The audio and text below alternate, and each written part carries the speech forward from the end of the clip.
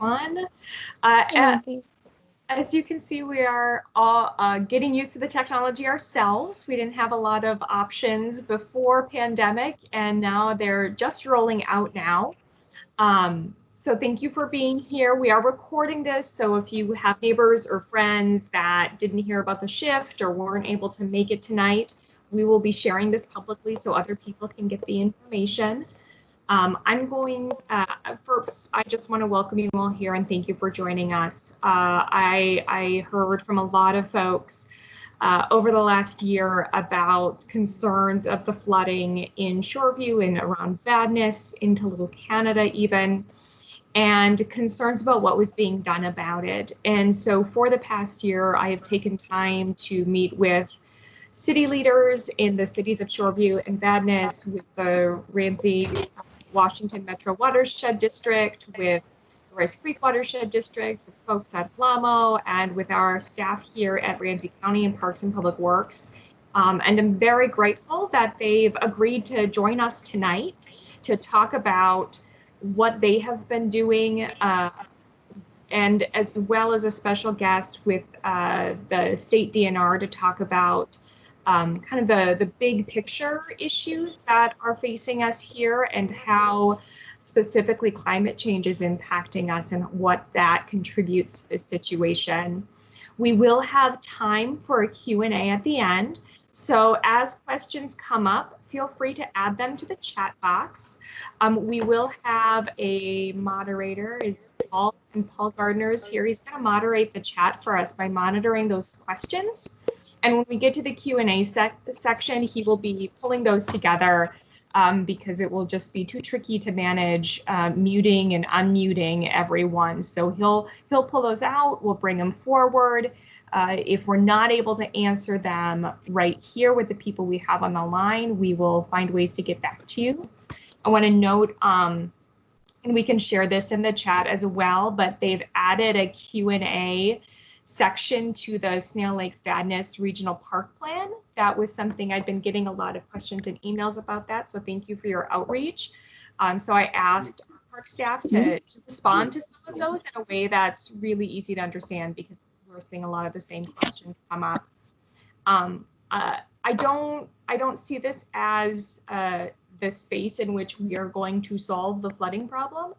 My initial piece after gathering all of this data was, we just need to dispel any myths and all get on the same page about what's happening, because I do have a lot of people come to me thinking it is just this one thing or this other one thing. And what I've discovered through this is not just one thing. There's a lot of factors at play. And because we have many local government units involved in that solution, that takes collaboration and time, and we haven't necessarily been as transparent as we should be in government in sharing about how that work is happening. So number one is to share the information. Number two is to talk about what work's been done. And point three is to really answer some questions, or to understand the questions that are out there. And then at the end, we'll come back together, and I hope to be able to figure out what we want the next steps to be as a community. Do you want us to come back in a couple of months and provide updates? Do we need a web page where we've got data posted and kept it updated? Do we want a special listserv just for this issue? Really looking for you to let us know how we move forward. Thanks, Peter Lindstrom, our Met Council rep. How are you doing? Glad to have you here. So we really have tried hard to get folks in the same room. I will say my biggest fear in moving to an online platform is that, in my experience, folks are kinder to one another in person. And I want you to know that there is anger and frustration about what's happening, and I completely understand. It is really angry and frustrating to see features and amenities and nature that you've appreciated, for some of you, for decades, and seeing it underwater and feeling like nothing's being done. So I can appreciate that anger. At the same time, in talking with all of the staff, I do feel really confident that people are working to find a solution. So I just want us to note that although some strong feelings are really valid in this space, this is a moment for conversation and to work towards problem solving. So I just ask that you practice kindness, even as you hold everyone accountable. So thank you for that.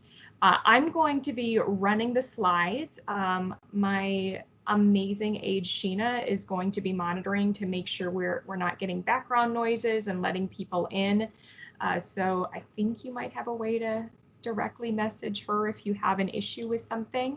Otherwise, go ahead and put your questions in the chat box as they come up, and Paul will monitor for those. And I'm going to dual computer situation, so I'm going to put our PowerPoint up on the screen.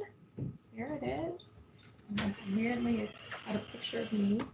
Okay, so there's the agenda. We just did the welcome with me, and then we're going to move to a presentation on the local impacts of climate change from DNR climatologist Peter Boulay.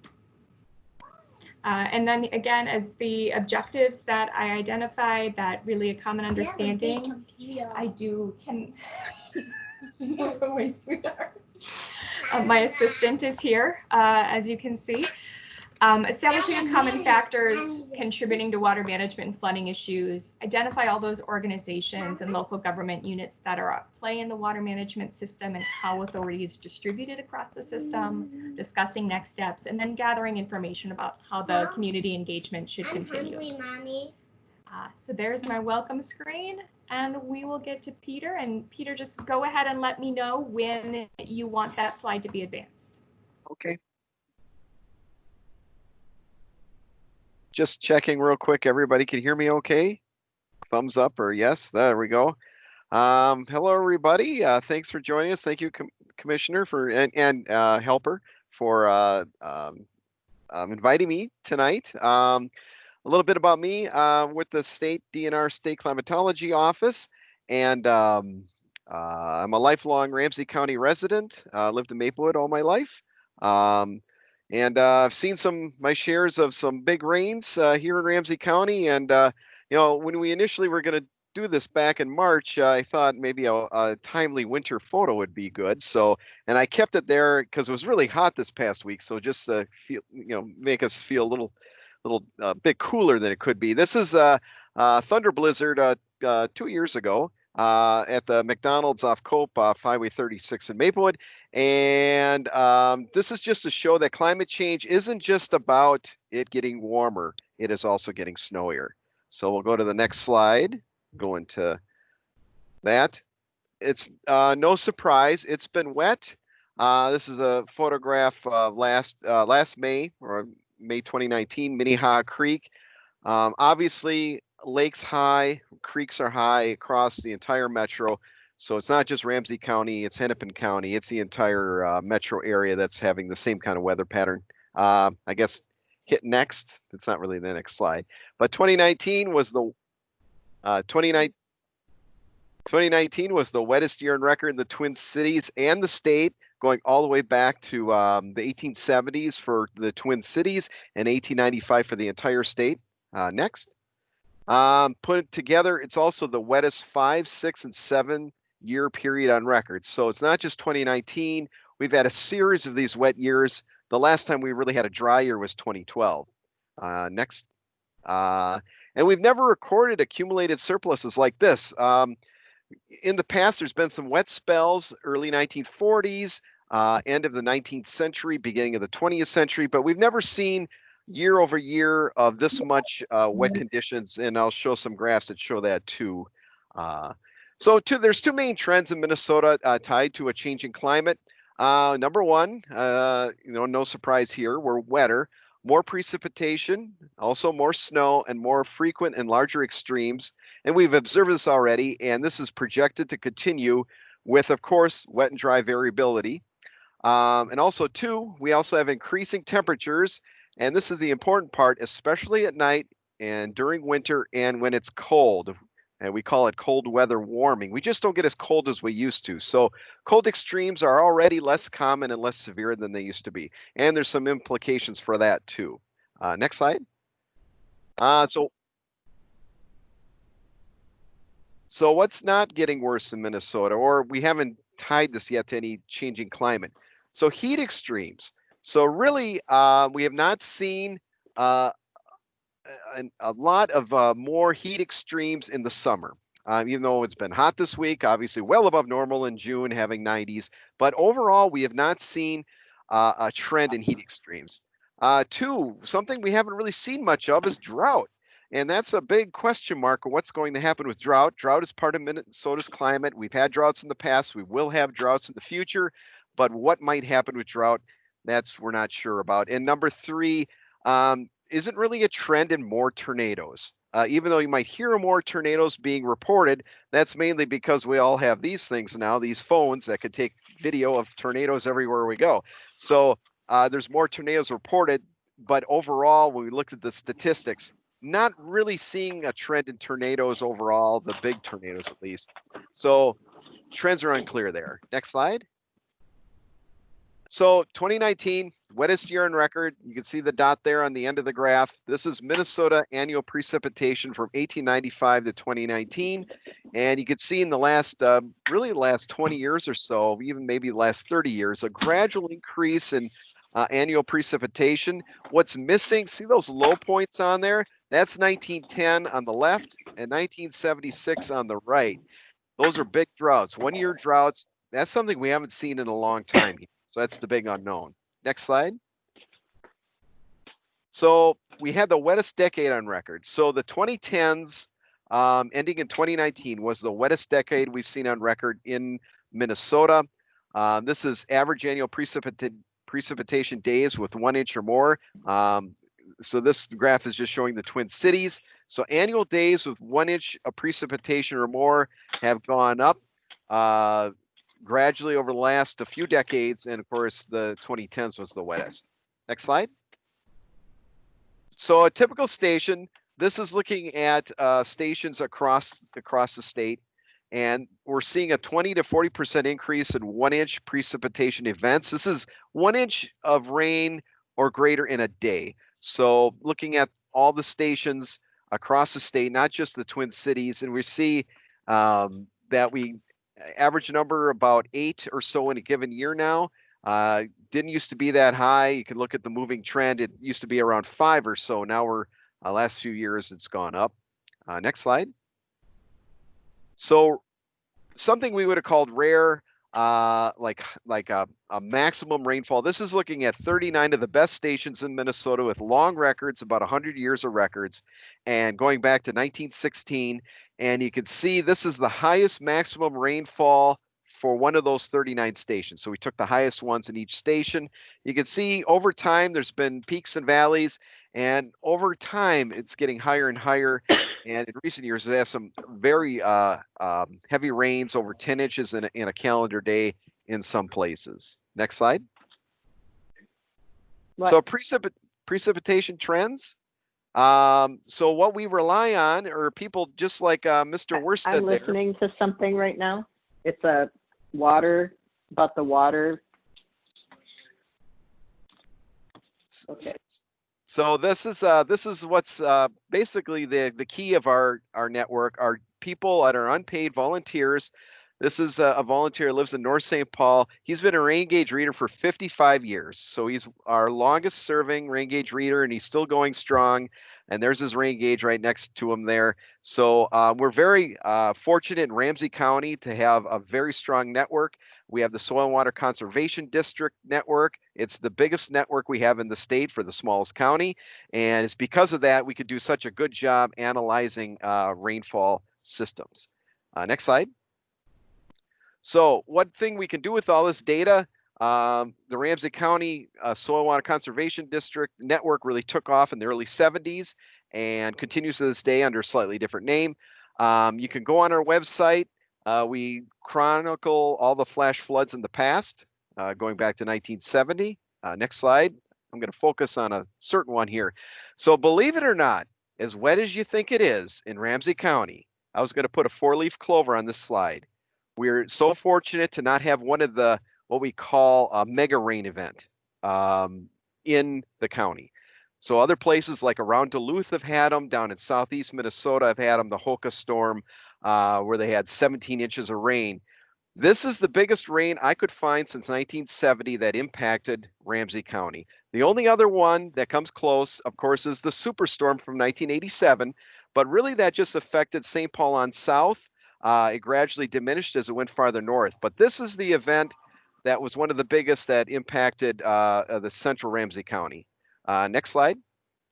So this was in 1978, June 30, July 1st, and I had to put this picture in there. And a man wades through 4 to 5 feet of water Saturday in Interstate 694 under the Lexington Avenue Bridge in Shoreview. If you look at him standing there, he must be really tall because 4 to 5 feet, it looks like it's up to his knees.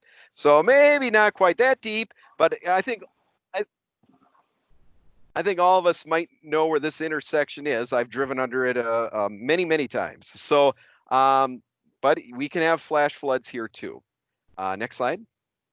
So when this flood happened in 1978, this is a picture of Lake Jarvis.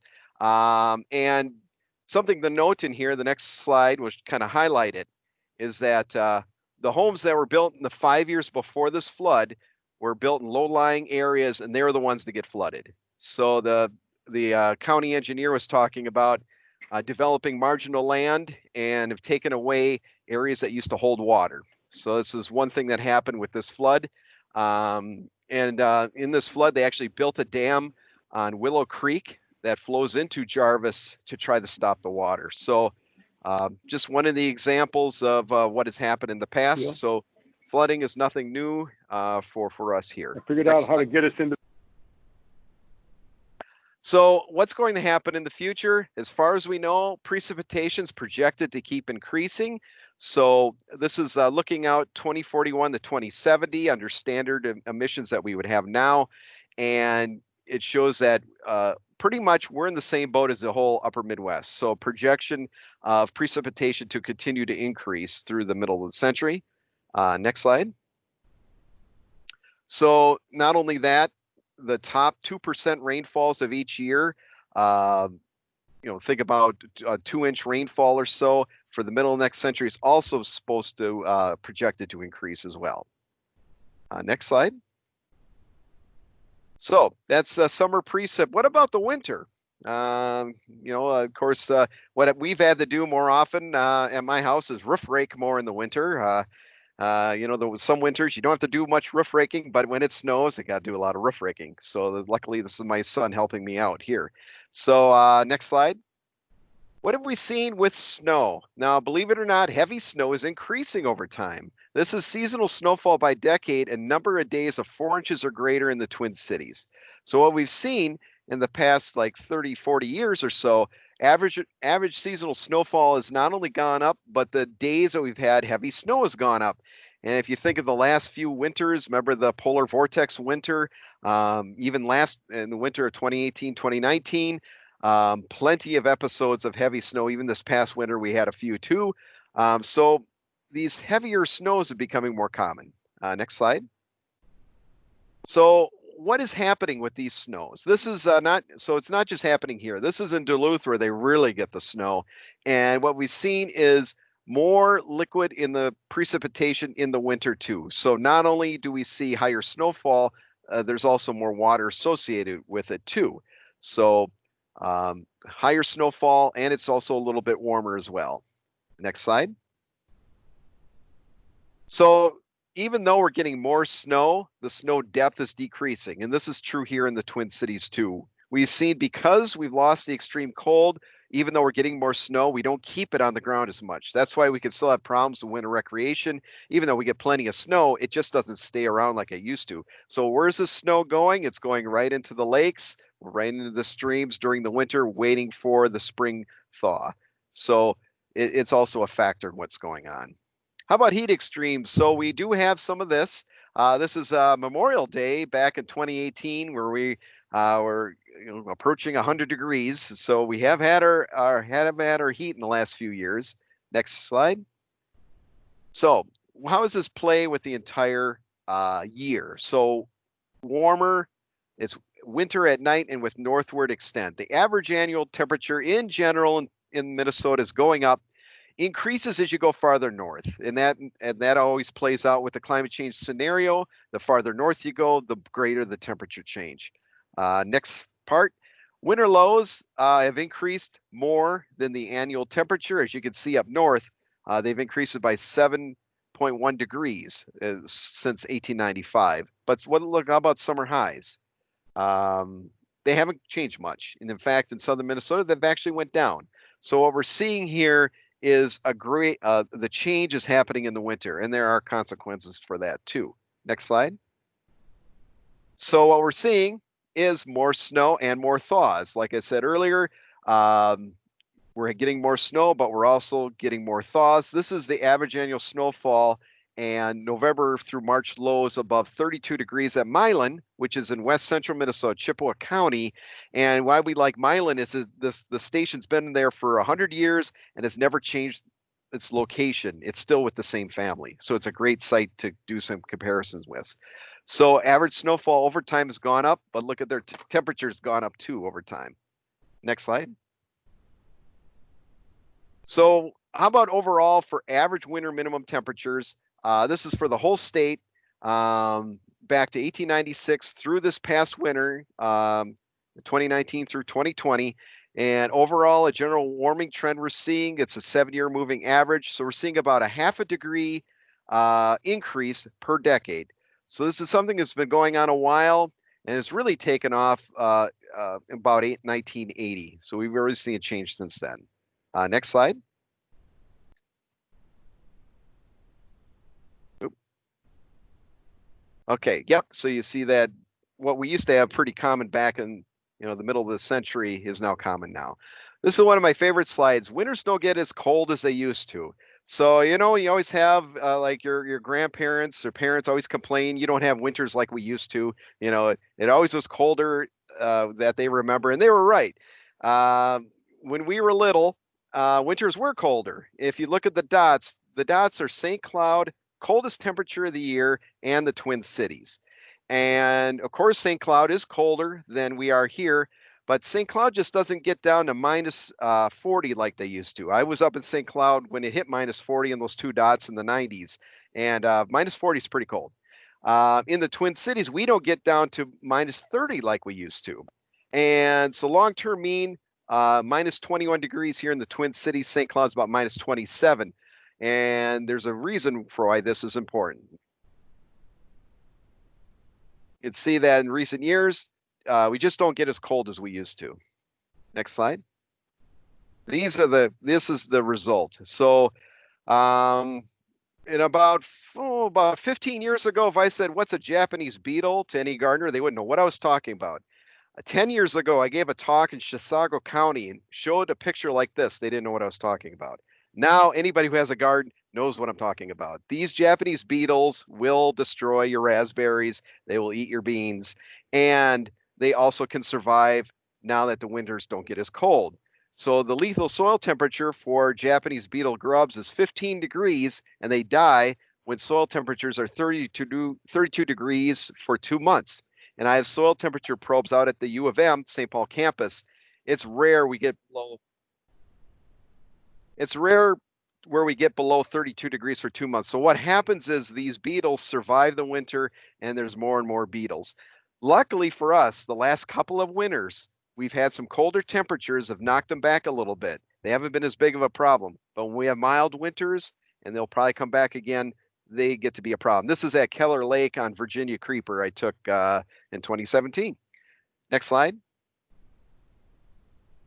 So one thing that we haven't seen is any increase in summer maximum temperatures.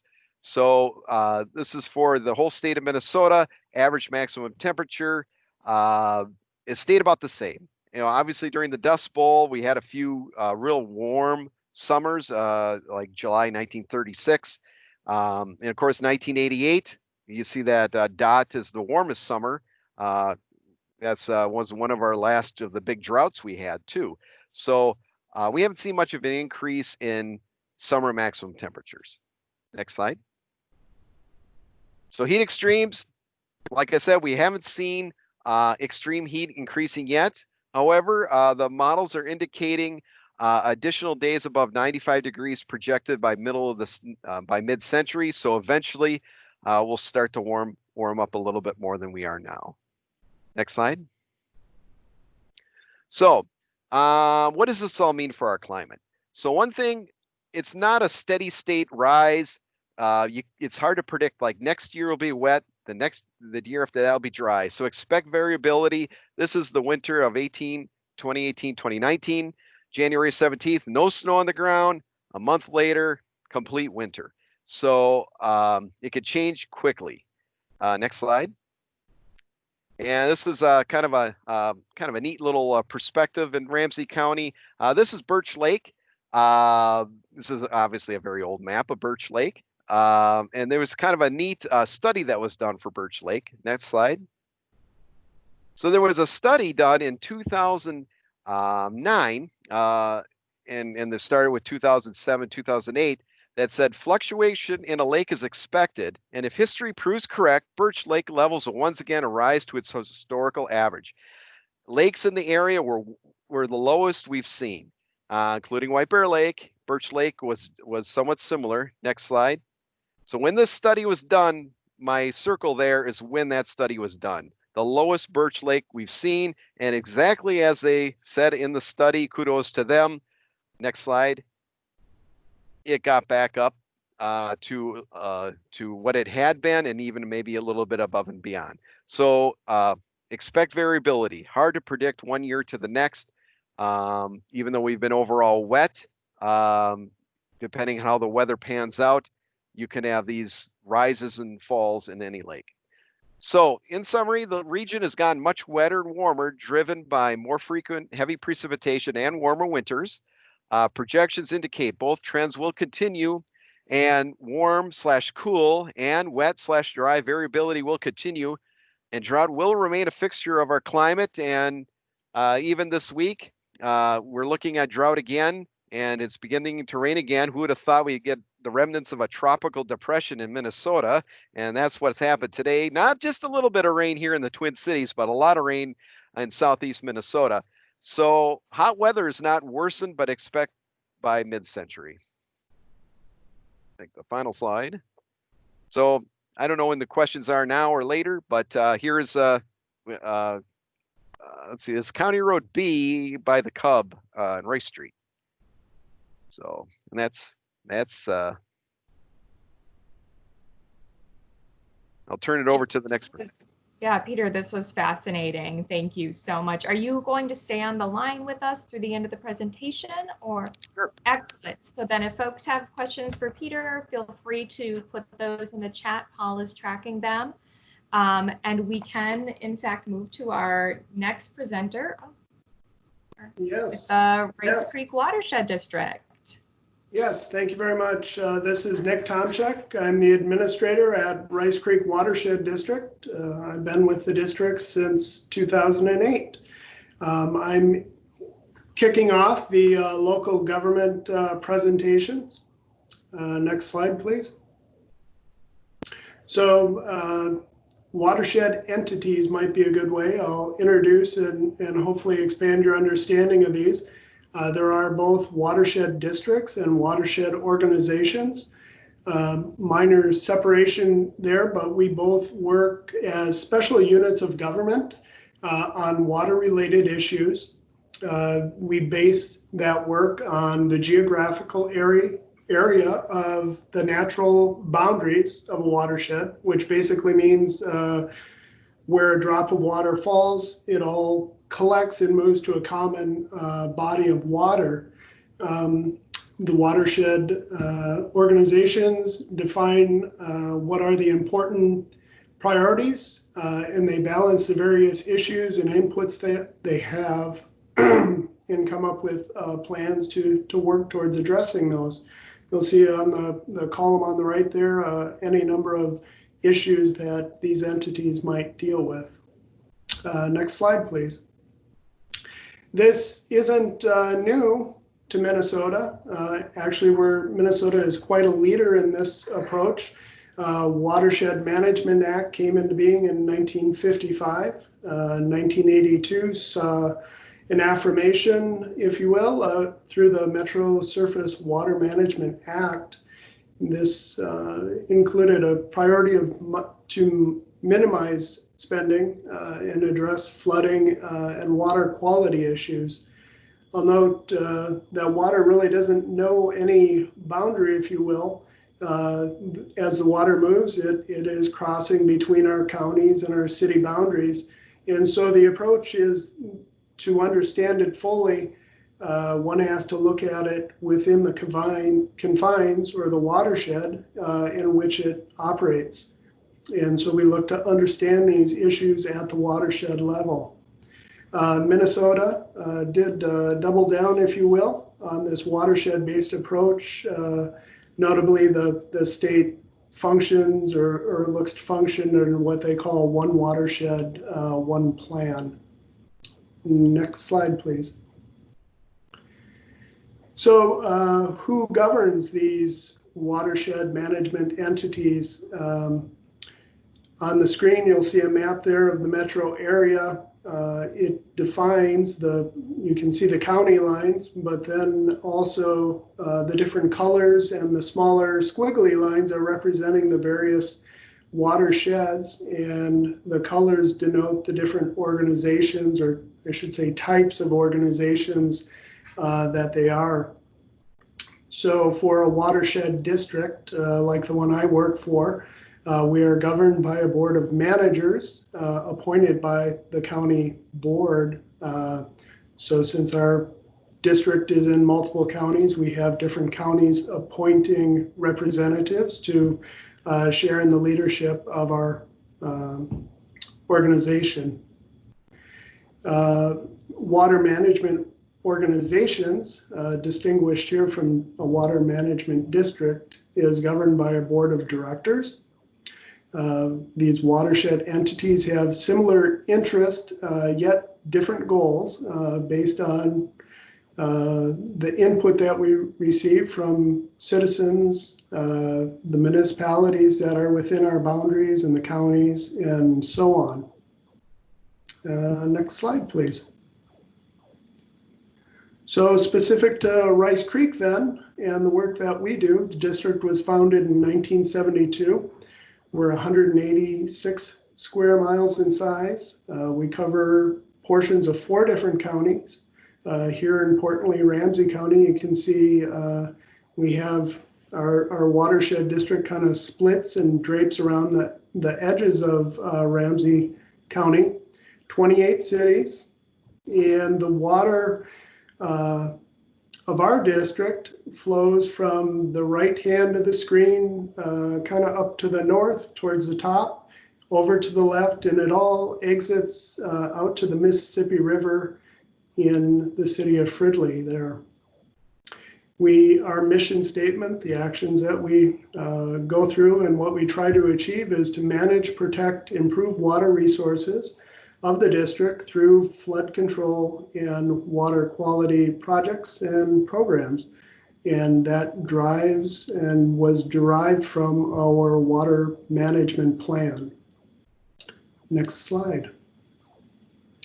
So specific to our flood control priorities that we have, the district's developed a district-wide model. That is an engineering model that takes in much information, whether that be existing water levels, size of culverts and conveyances, and volumes of water as it moves throughout the district. And that model gives the district and its managers, as we go about our business, a level of understanding of what's occurring on the landscape. So being informed, we can take better actions, or at least informed actions, in trying to address issues. A major portion of the district does include public drainage systems. These are ditches or tile lines. Sometimes they look like creeks on the landscape, but they are indeed governed and legally known as public drainage systems.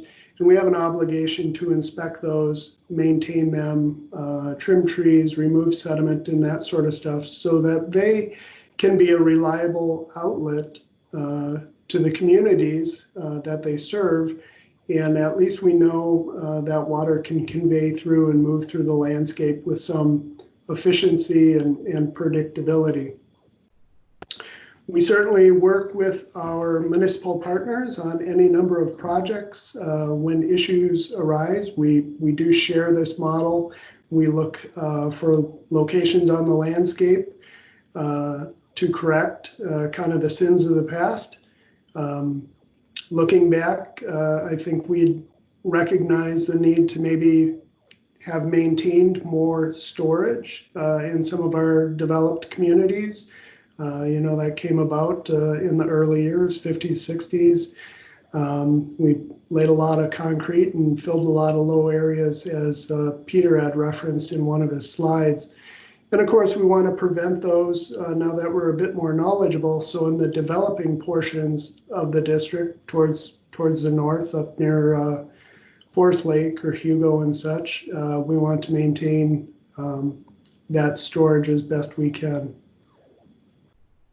The map that you see there is actually a portion of Ramsey County. You can see the cities labeled there, and that dark blue abstract kind of figure on there is actually illustrating what we know as the critical event, or the 1% chance event, or the 100-year event, as you may know it. All of those names reference the same thing and basically define what we believe will happen in a severe, very severe rainstorm, if you will.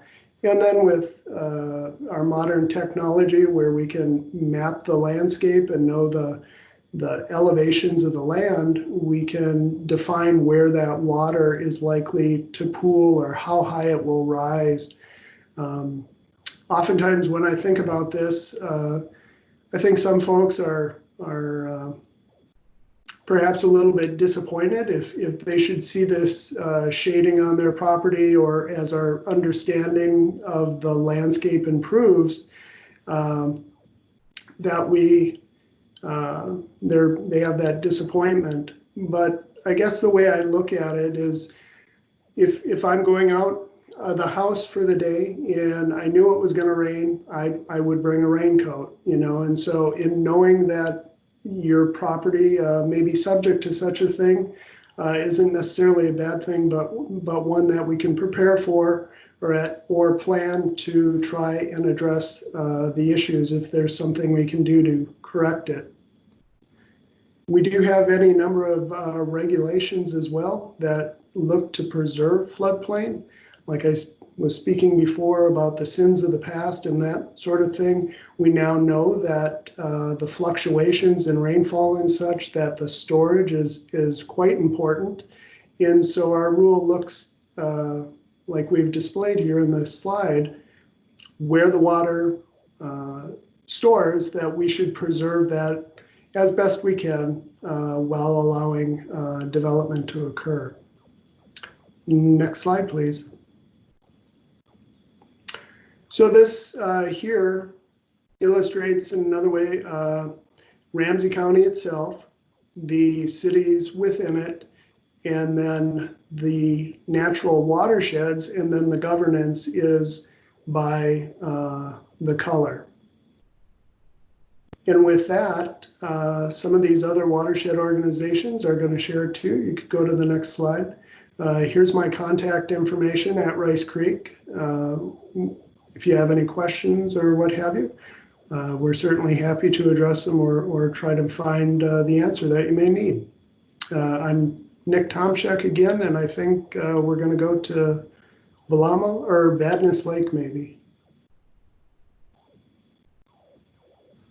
Thank you. Thank you, Nick. Looks like we've got Flamo next.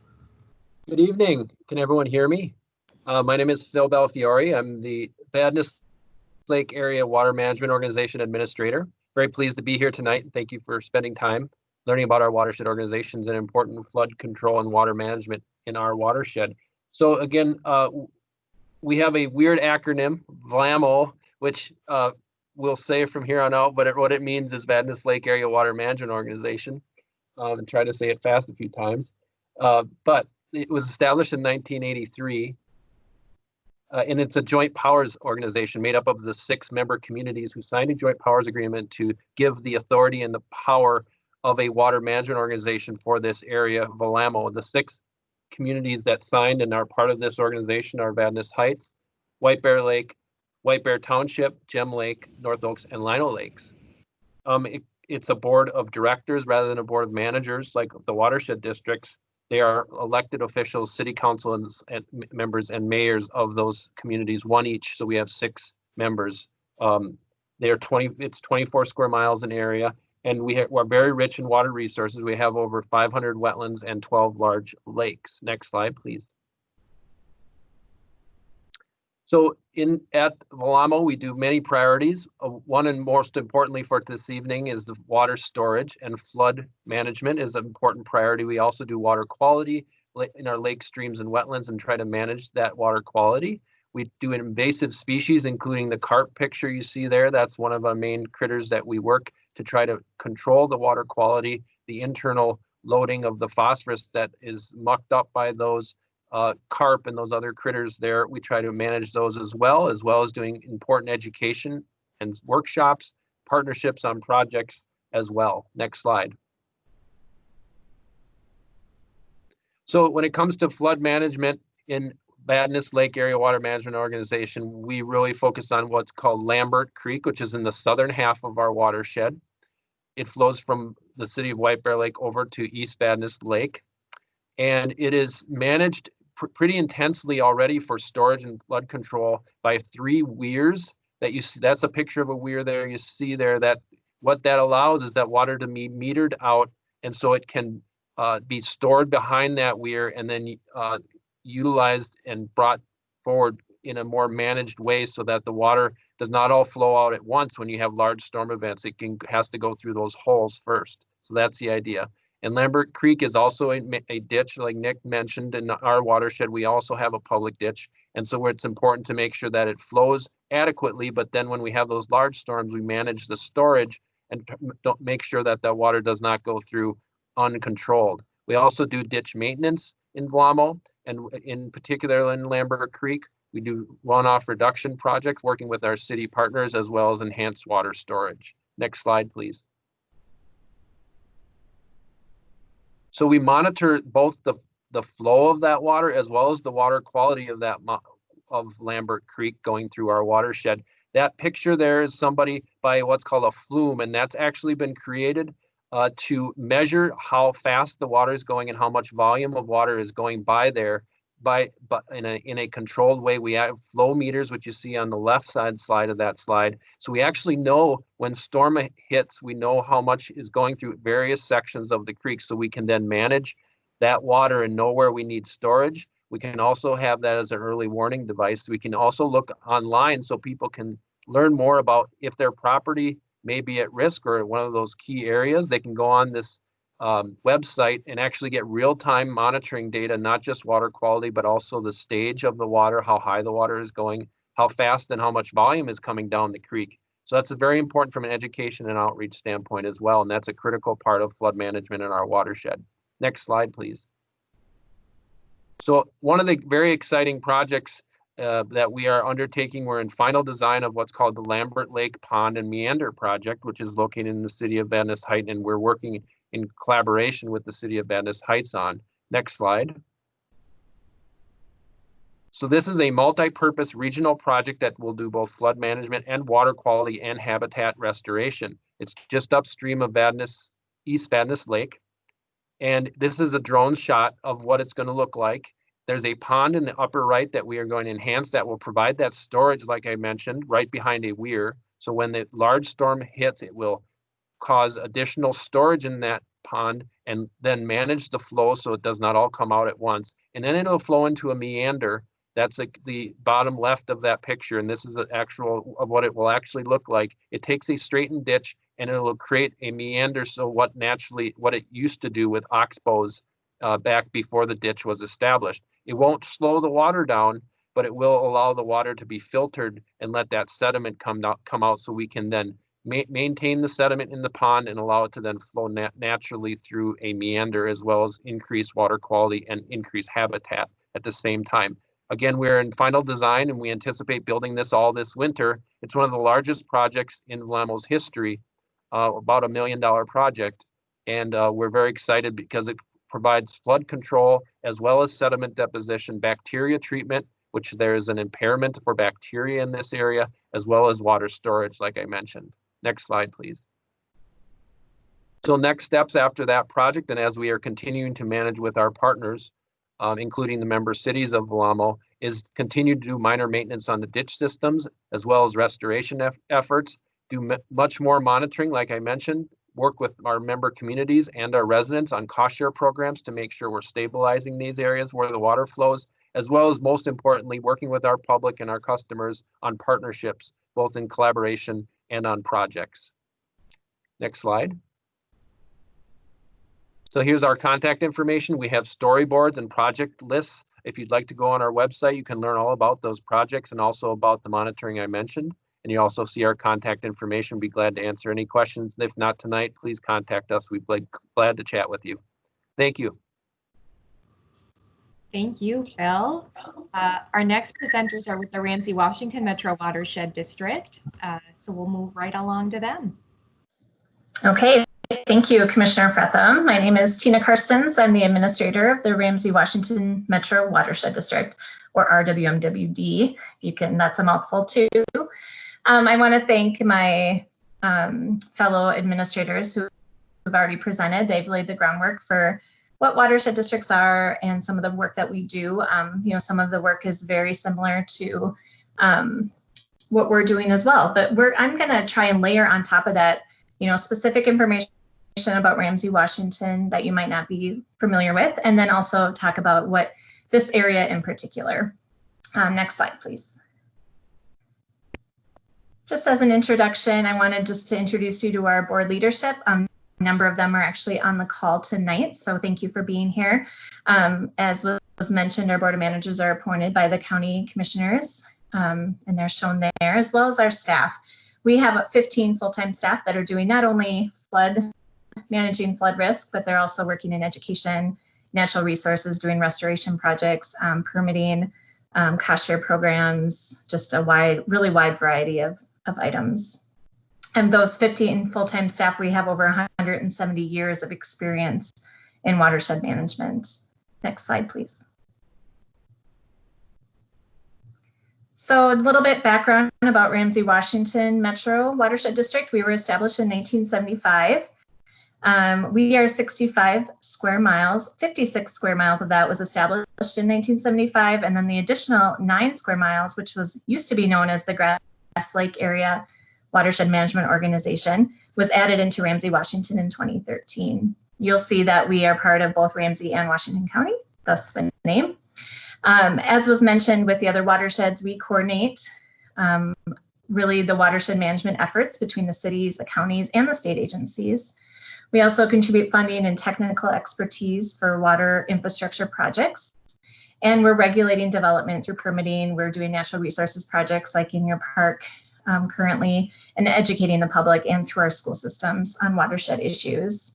That is our charge. We don't act unilaterally. We're working together and coordinating with all those other entities on a regular basis. And we really focus on bringing our technical expertise to the table with all those stakeholders as well. Next slide. Another zoomed in look at our watershed district. We are parts of 12 different cities, starting with Shoreview up in the northwest, all the way down to Woodbury in the southeast. Again, 65 square miles with a variety of interests and needs. We have over 20 lakes, 5 creeks, and thousands of wetlands. And as similar to what was mentioned just by Phil at Velamo, we have similar goals for water quality and healthy ecosystems, and then as well as managing the risk of flooding, which is why we're here tonight. So you can go to the next slide. So what does manage risk of flooding mean? Our role is to collect data, confirm that data, confer with other experts, and then report to our stakeholders. Similar to what Nick talked about at Rice Creek, we have a district-wide model, engineering model, that looks at how the water flows and how water is stored on the land. We also use that information then to report to our cities and county stakeholders. We work with them really closely on that. You know, as a watershed, we look at a regional perspective for all of Ramsey Washington Metro watershed and identify flood risk throughout the district and work with the counties to identify and cities to identify opportunities for mitigation for those risks. So we set priorities and we seek to find the best solution with the lowest amount of impact to both upstream and downstream stakeholders in all three of these areas, whether it's structures like your homes, it's roads and local infrastructure, or it's public land, open spaces, and parks. We're also responsible for maintaining and inspecting our district infrastructure. So that is something, again, another similarity you've heard from the other two watersheds. And that is one of our charges as well. Next slide. So as I mentioned, we're trying to balance the lowest amount of impact for both upstream and downstream. So here's what that might look like in this area, or what it does look like. I know there's been some questions in the past about how the water flows in this area. So I wanted to include a map here. And let's focus first on those purple arrows, starting down in the lower left corner with Bennett Lake and Roseville Central Park. This whole area from Rice, if you imagine a line down Rice Street, is that old Grass Lake WMO that has been in our watershed since 2013 and fully incorporated through our modeling. We can see that water flows from the Bennett Lake to the Owasso Lake, Wabasso, and then over across 694 and into Grass Lake. It takes a turn from Grass Lake over to West Vadnais Lake, which is actually shaded on this map, and then back down through the district to Jarvis Creek. And Jarvis Creek is a creek that flows to Jarvis Lake and into our Phelan chain of lakes.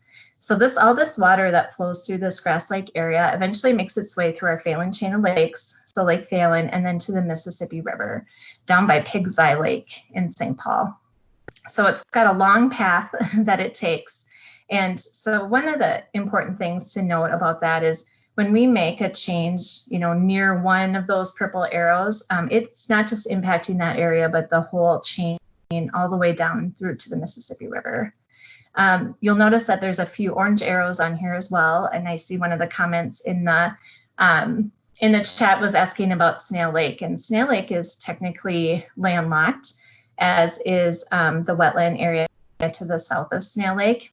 And then the other orange arrow is Twin Lake over to the east. Those areas don't have an outlet for the lakes themselves, but they have overflows. So if the water gets up to a very high elevation, which Snail Lake hasn't reached at this point, it will overflow into other areas. But at this point, it's technically landlocked. One of the other things I want to mention about this is looking at surface water, the water that you see on the map from one lake to another. It's not showing groundwater. That's a whole different network of arrows and directions, and actually kind of an opposite direction from the northeast to the southwest generally.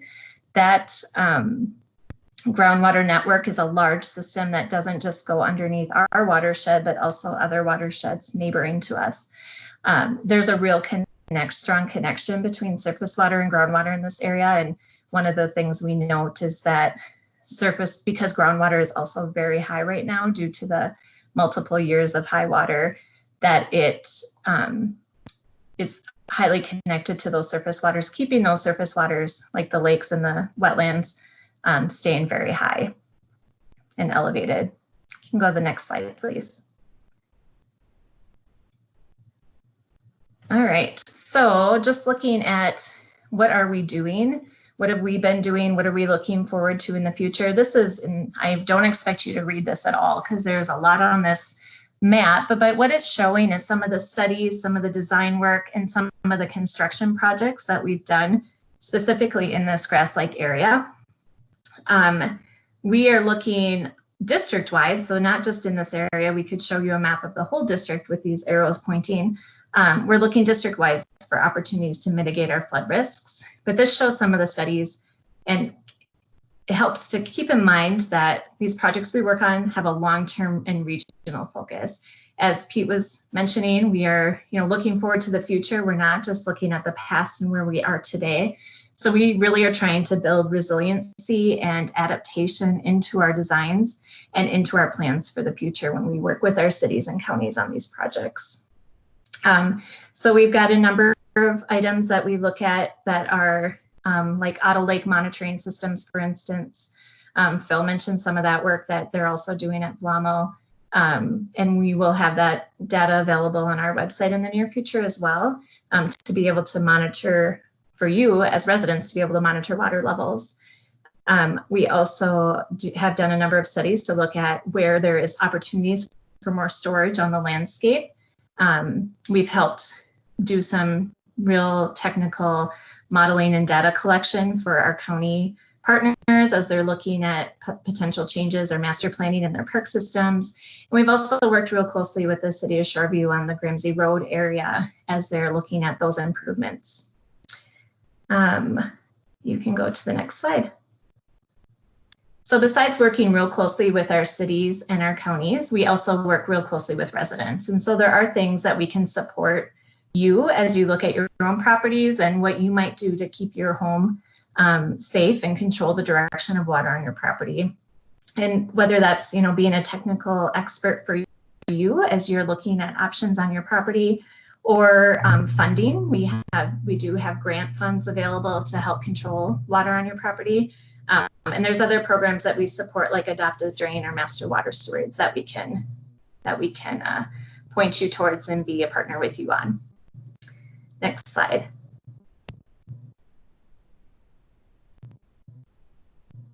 The next slide. Oops. Let's go back one for me. That's, a real general overview of Ramsey Washington Metro Watershed District and the work that we're doing up in this area. I look forward to the Q&A where we can talk some more about that. And also just want you to know at any point you can get in touch with me. My information is on our website. There you can see our website address. There's grant information, project pages, an interactive map, as well as all of the staff contact information. So I'm happy to be in touch with you at any time. Thank you. Thank you so much, Tina. We're going to move swiftly along to our staff partners at Ramsey County. So we've got Parks and Recreation staff here to talk with us today. Hello, my name is Gus Blummer. I'm a landscape architect and project manager with Ramsey County Parks and Recreation Department. And just want to check everybody can hear me correct. All right, got the thumbs up. So please go to the next slide. So I have a pretty short presentation here, and it's really all about, how does Ramsey County Parks and Recreation Department respond, and what is the obligation of the Ramsey County Parks Department to really water and high water.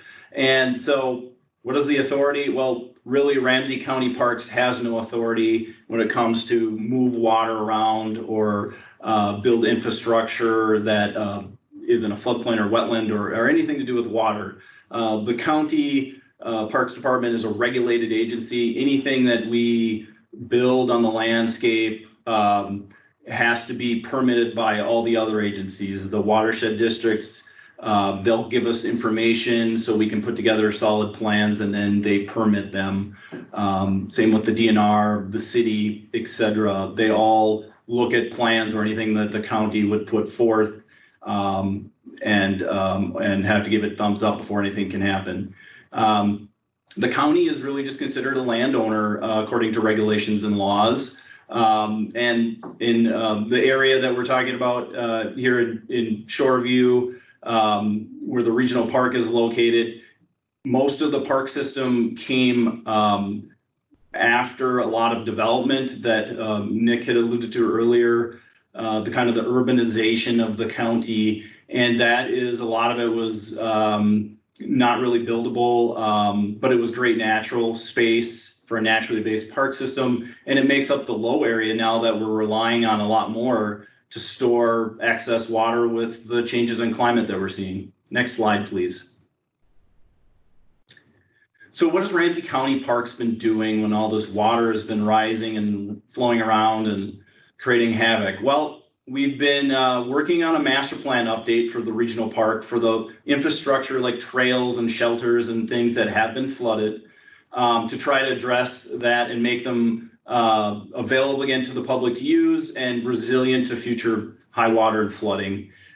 We've been working with other agencies to allow the water volume and flow improvements across the county property to reduce flood impacted neighborhoods. So we've been working with Ramsey Washington Metro Watershed District, in this case, the city of Shoreview, the DNR, to try to make improvements that with the premise of habitable structures to downstream and everywhere within the city of Shoreview to make sure those are protected first. We seek funding for the flood infrastructure to mitigate it. We actually need the master plan update to do that because the regional park system is overseen by the Metropolitan Council and is funded by state dollars. The public beach at Snail Lake also has actually gone through improvements and now is set to be reopened here this summer. Next slide. So what are the next steps? So we're in the midst of the master plan update for the regional park here in this area around Grass Lake, Snail Lake, the wetland area in between. We started public engagement back early winter. We've kind of been interrupted and moved stuff online, and we're getting to the point where we're wrapping it up and we're going to start going through various committees and commissions at the cities and county, and then eventually Met Council to get a master plan update approved by next year. We're going to continue to partnership with other agencies to mitigate flood infrastructure or mitigate pumping of water to facilitate low-lying homes and things like that on county property. We're going to again continue to seek funding for infrastructure replacement like flooded trails and flooded shelters. We'll prepare requests for funding that's available. And again, we're trying to get the beach opened for this the summer if it's available to be opened given the other circumstances we're dealing with. So that is where we're at today. Next slide. And with that, I'm going to turn it over to Ramsey County Public Works. All right, thanks, Gus. Hi, my name is Ted Cheneker. I'm the Ramsey County Public Works Director and the county engineer here. Why don't we jump to the next slide? Similar to the Ramsey County Parks, we don't have the authority to move the water. We're considered a landowner, just like parks.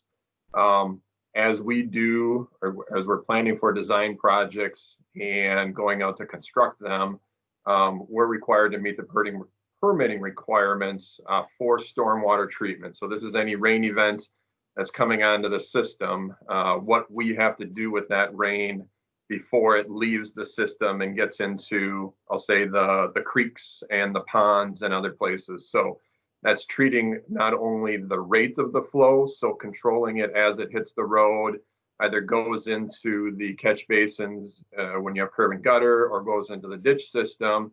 It has a place to go to kind of control that flow so that it all doesn't rush into the system at once. And then also to manage the quality of that water that's going through the system. So whether it's going out into a detention pond and waiting there, letting the sediment drop out, letting some of the chemicals drop out, and then moving out of the system. So it's really treating that water that's coming onto our roadway system before it goes into all these other areas that the watersheds had talked about. Can we go to the next slide? And so as we are doing a design project or a construction project, we're utilizing stormwater modeling. So there's Atlas 14 is what it's called. It was updated in 2014. So it's about 6 years old now. The previous one before that was, for lack of a better word, antiquated. And so this new model does take into account more recent rain events, more expectation of what is going to be occurring currently and into the future, what we're seeing in these rain events. So a lot of what you see related to stormwater, you actually don't see in the construction project. So this picture here is actually an innovative treatment that we did on County Road F out in front of Land O'Lakes. where the stormwater treatment, so both the rate of flow and the quality, is being treated underground through a series of sump pumps and tubes to slow the water, and then also to treat the sediment as it's going through. And so a lot of times you don't actually see the stormwater treatment occurring because it's underground. Next slide, I mean. The photo here, I think many of you experienced this last spring. This is Rice Street, just outside of West Vadnais Lake, just south of the railroad bridge there.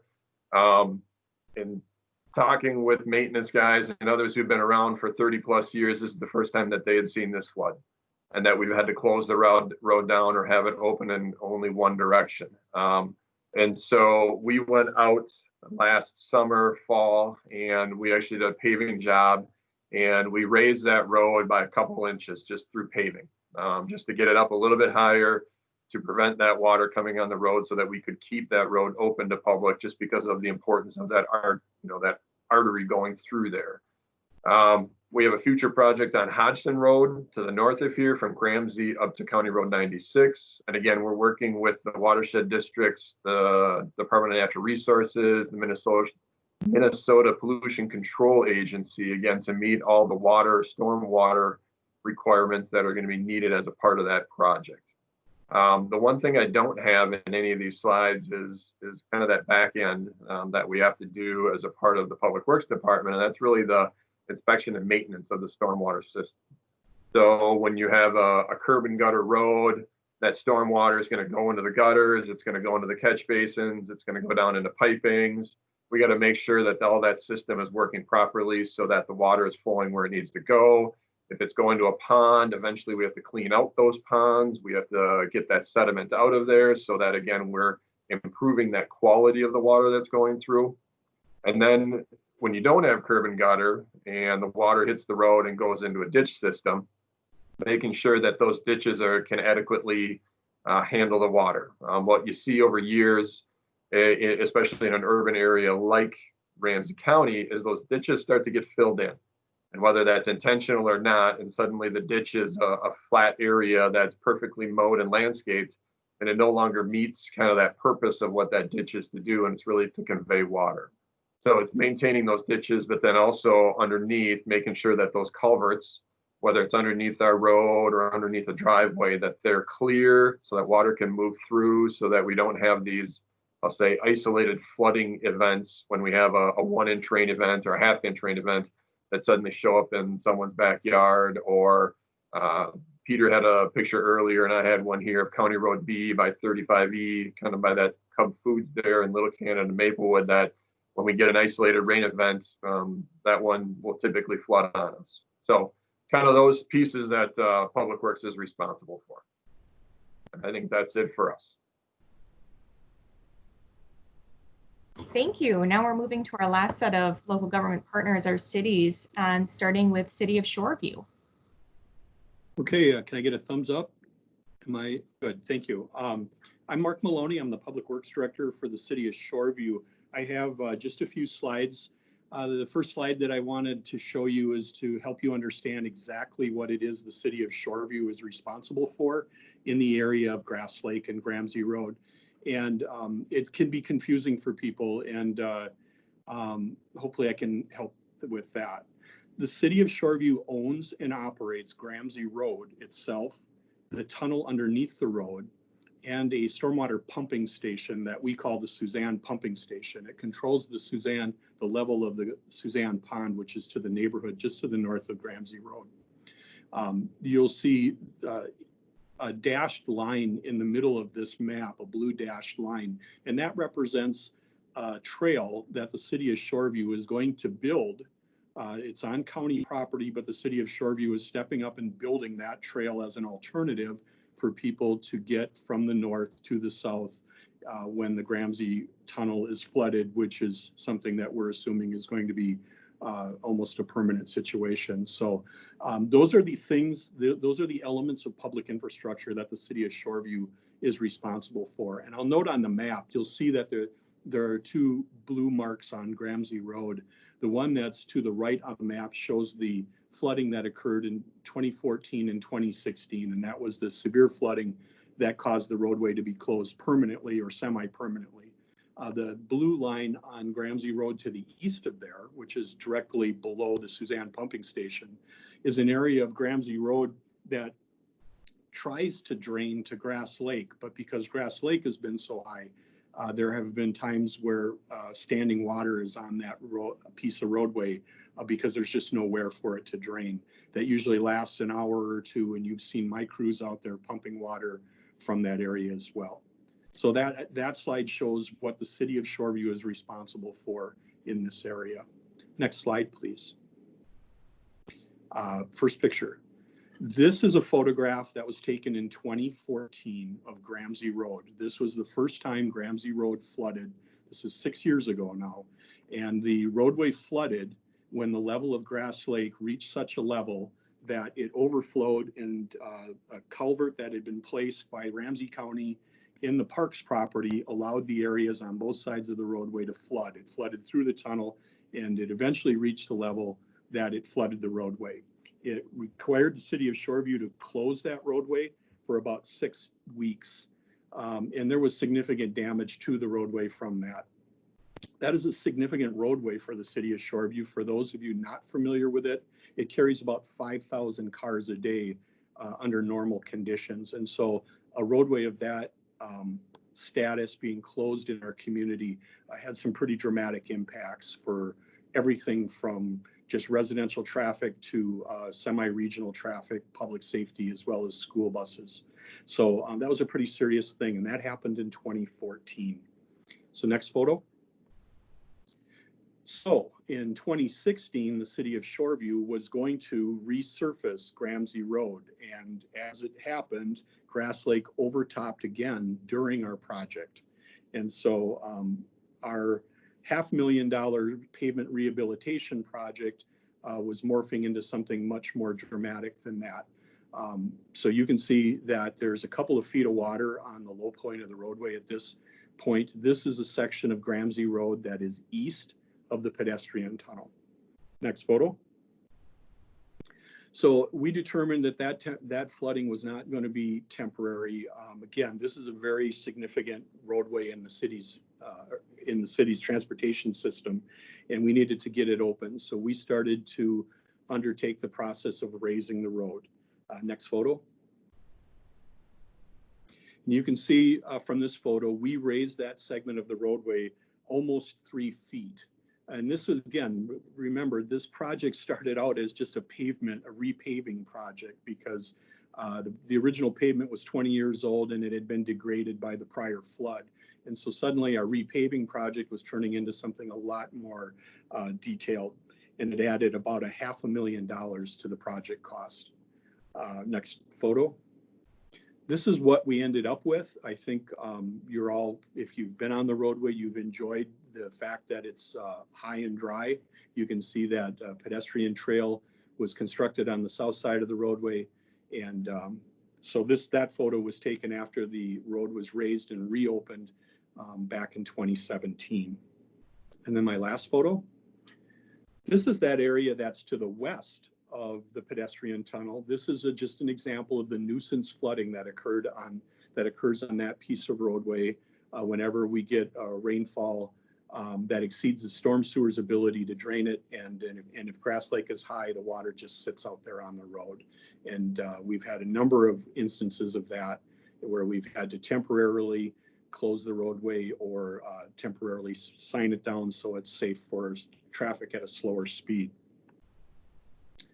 So next slide. I'll help you out with this slide. I apologize for how small the fonts are, but this is a tabulation of the type of expense that the city of Shoreview has incurred in this very small part of our community since 2014. And this includes all the temporary traffic control and detour costs. You can see that twice we've purchased emergency pumps and rented pumps. We have a conservative estimate of our city labor costs that are attributed to reacting to issues in that area. You can see that in 2016 column that we had an original Ramsey Road repair project that started off at $470,000 and then had another $500,000 added to it in terms of raising the roadway. And you can see that there's an allowance in there for the the alternative trail access that the city is building on county property. And the last thing I'll mention is the Suzanne Pumping Station project is underway. We've recently received all of our permits from the watershed and our agreements from Ramsey County Parks to do work on the park property.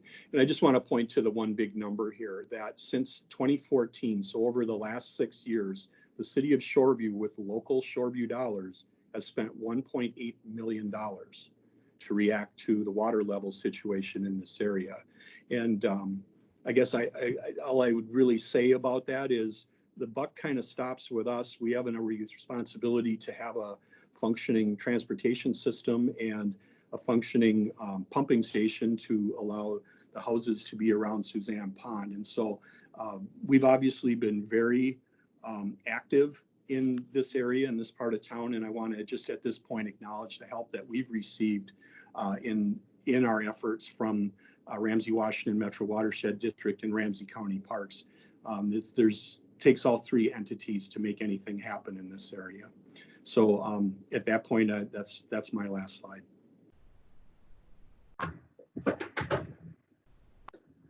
Thanks, Mark. Welcome, Jesse from Vadnais Heights. Hello, everyone. First, I just wanted to thank Commissioner Frethem for pulling this together. I've been city engineer now for almost 2 years at Vadnais Heights, and other than pavement condition, flooding has been a frequent complaint with property owners in Vadnais Heights.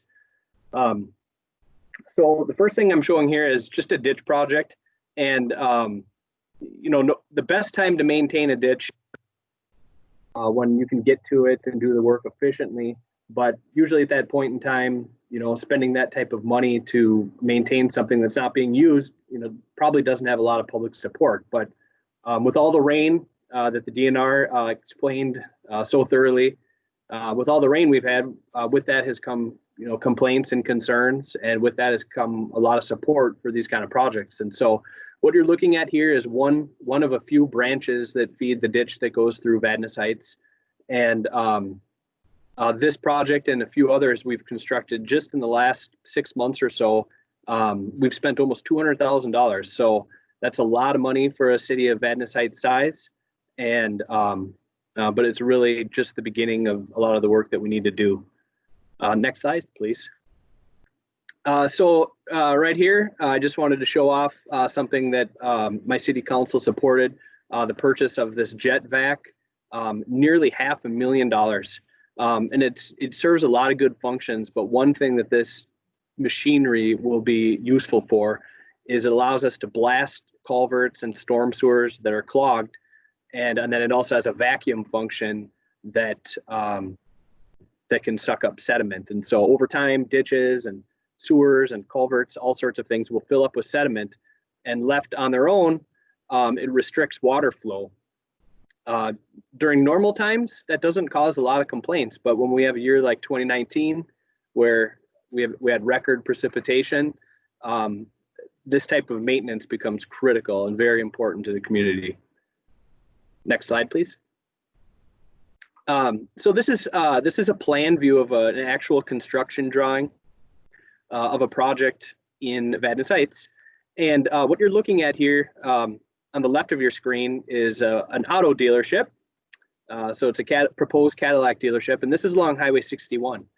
And when many of the dealerships along 61, you can think of all the pavement, we call that impervious area. And when a lot of that got put in, there wasn't as much water management requirements. Certainly nothing like we have today. What you're seeing in the center of the slide there is an underground stormwater management feature, where those are real large pipes. A person could walk through those, and they're hundreds of feet long. So I don't know the exact amount of investment that this developer is putting into just this system, but it's well over $100,000. So with any new development now, our partners with Vlamo and the Watershed District, County Engineer Ted showed how they build systems when they're reconstructing their roads. So everybody's doing that now. And so now, these projects are much more expensive, but they allow the property to mimic how it might have functioned or closer to how it functioned before there was a big parking lot there. So it's, one of the things that cities and other agencies do behind the scenes, whenever there's development, it's to protect, the people downstream, so they're not inundated with more water when we get these big events. And then with that, I'll just go to my last slide. And so this is Councilmember Euchre and then a foreman at a current construction project in Vadnais Heights. This is a housing project. And, Councilmember Euchre, just a few years ago was a regular citizen, and she got interested in serving the city. And she has a big interest in environmental issues. And I told her, well, the best time to see how we do these things, is during the rain. So we met out at a construction site during the rain, and the contractor showed her and I some of the things that they do to protect water quality and reduce flooding whenever these developments come. And so it really takes that involved citizenship and, the council members and elected officials that are interested in how these systems work, what can we do to improve them. And it's just another facet of government that is doing our best to both accommodate growth, but also do it in a way that really protects the environment. And I also want to thank all the people that are attendees right now. And there's a lot of attendees. Looks like a lot of good questions, and I'll stick around for questions. And if anybody ever wants to email me, you can get my contact information from our website and also call. So thank you. Thank you. Thank you to all of our presenters today. I really appreciate the time you took to help try to break down the complexity for everyone. I know this has been something I've been wading through for the last year, and to fit it all into a little over an hour is an undertaking. So what we're going to do for the Q&A, Paul has been gathering your questions in the chat box. So we'll let Paul unmute and answer, and then look to our presenters to determine who's best to answer. So feel free to jump in, presenters, if you think you have an answer to that. If there are things that we don't have answers to, we'll acknowledge that now and work to come back with an answer or response.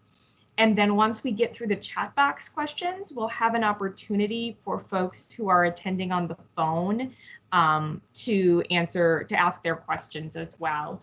And I'm just going to throw in the chat box the link to the Vadnais Lakes Regional Park Master Plan page, where the Q&A section was added to the bottom.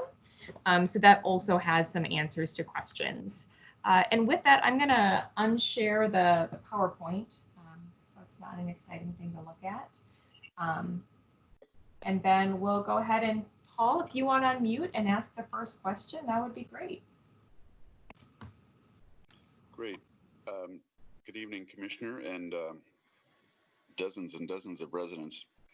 Volunteering here with my commissioner just to get through some of the questions.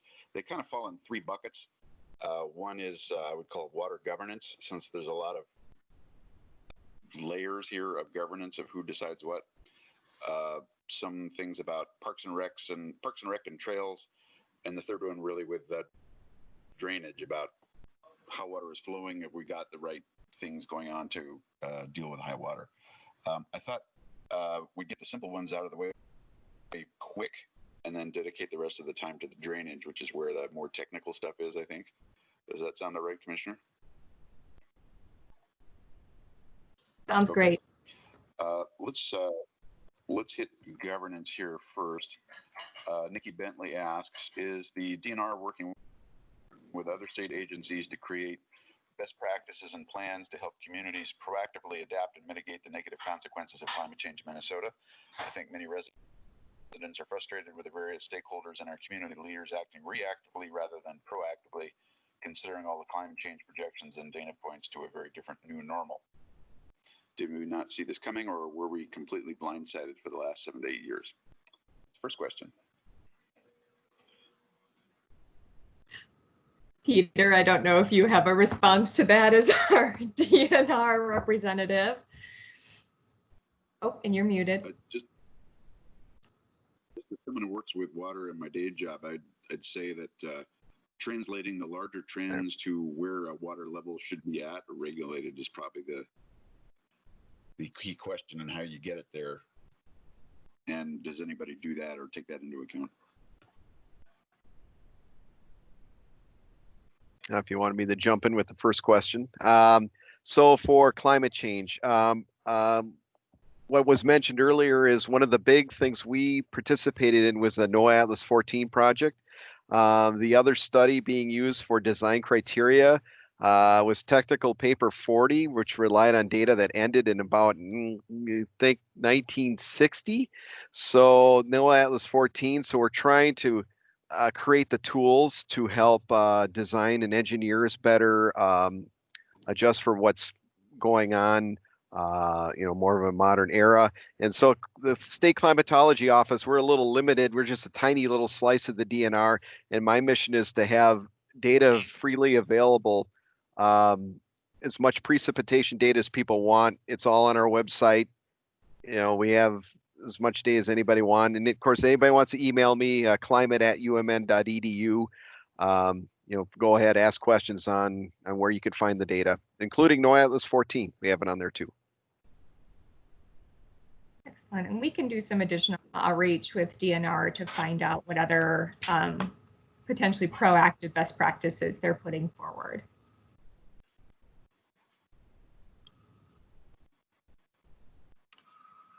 Shall I jump to another? Yeah. Okay. People are also sending some additional questions. I'll try and make sure that I catch those. Renee asks if there is a management function overseeing the interactions between watershed districts. And maybe watershed districts or WMOs can talk about how they work together, and the Board of Water and Soil Resources maybe.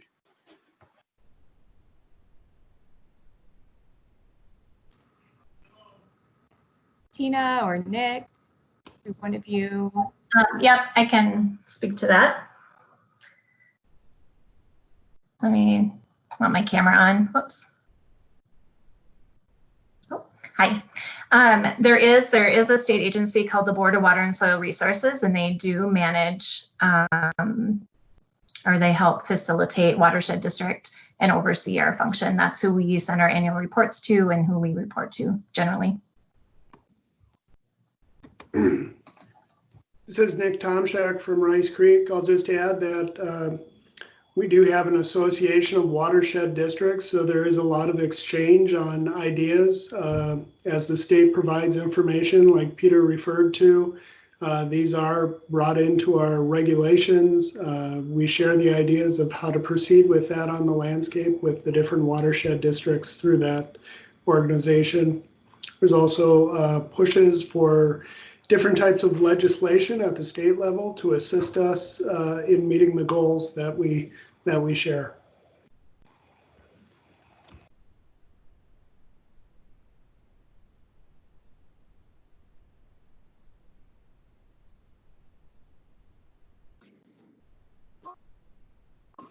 Great, thank you. People said it was hard to hear, so I'm going to use my earbuds and mic if that works.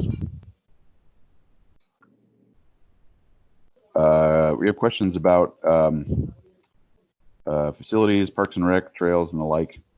Someone asked if Ramsey County can make a lake no wake. I assume that's because there's the potential for erosion with high water and all the agitation from a wake. I'll chime in there. This is Mark McCabe, the Parks and Recreation Director. And that decision would not be a Parks and Recreation jurisdiction. We can communicate that concern or desire, I guess, to the enforcement agencies and DNR and see what they come back with. So if you're keeping track of who submits those questions, we could follow up that way, but that isn't a Parks and Recreation determination.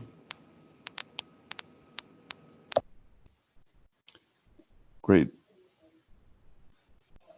I have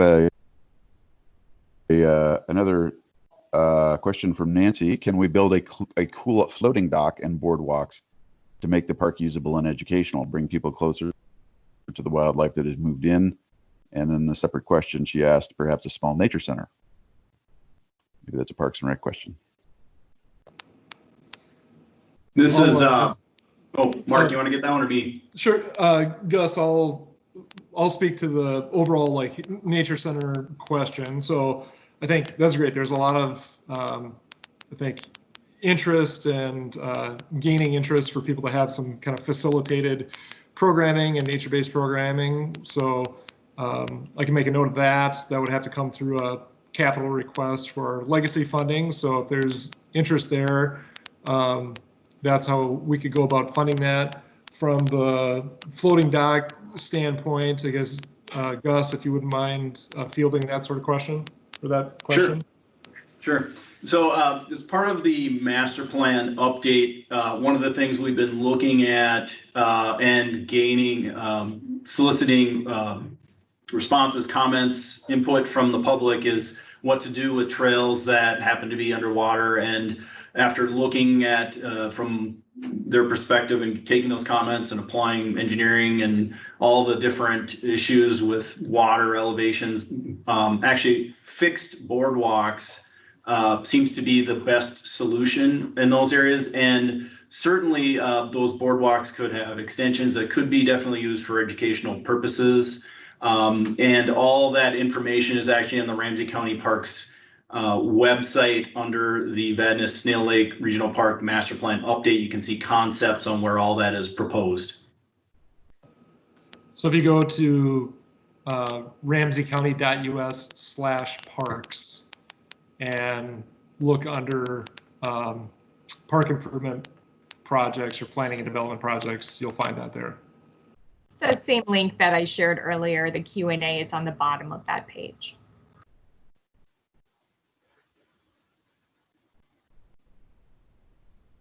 Thank you. So we have a question from Bruce Copley, sorry if I got that wrong. When a water district chooses to direct high water levels into park trails, beaches, and open space, is this legal, agreed upon by Parks and Rec, and who has the power to decide? I am not concerned with temporary stormwater runoff, but with permanent flooding as we have seen in the last 5 or 6 years. That'd be a Parks and Rec question. I'm sorry, could you repeat that one more time, please? Oh, does Ramsey County Parks and Rec have to seek permission from anybody to allow water to flow into that public land, or does someone have to ask you if it's all right to let that water flood on public land?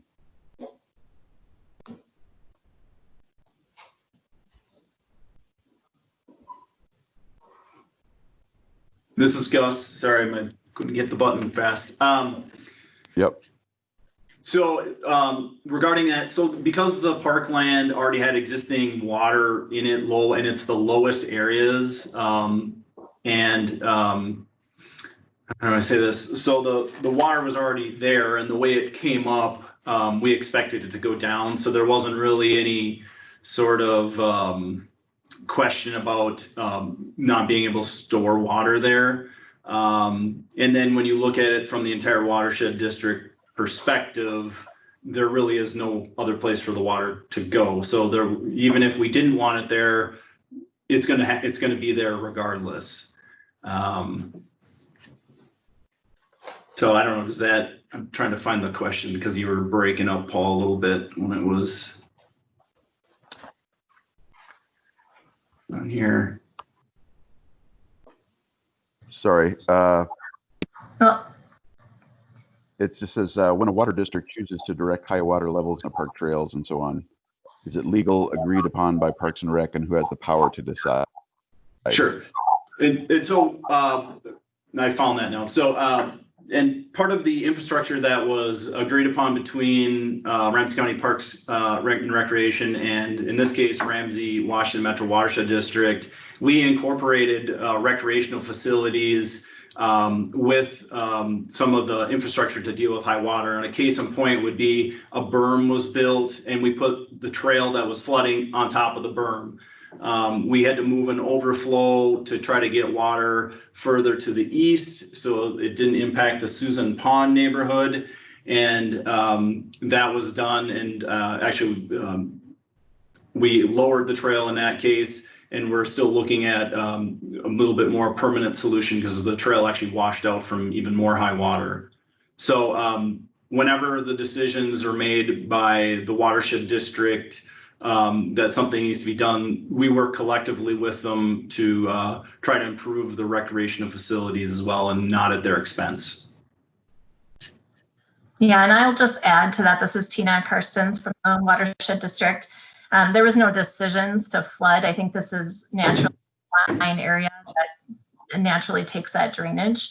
But like Gus just mentioned, there were some decisions made through with the county parks staff that to help direct that water into specific places in the park so that we can free up some of that recreation as well as direct some of that flooding away from structures and homes that we were concerned about.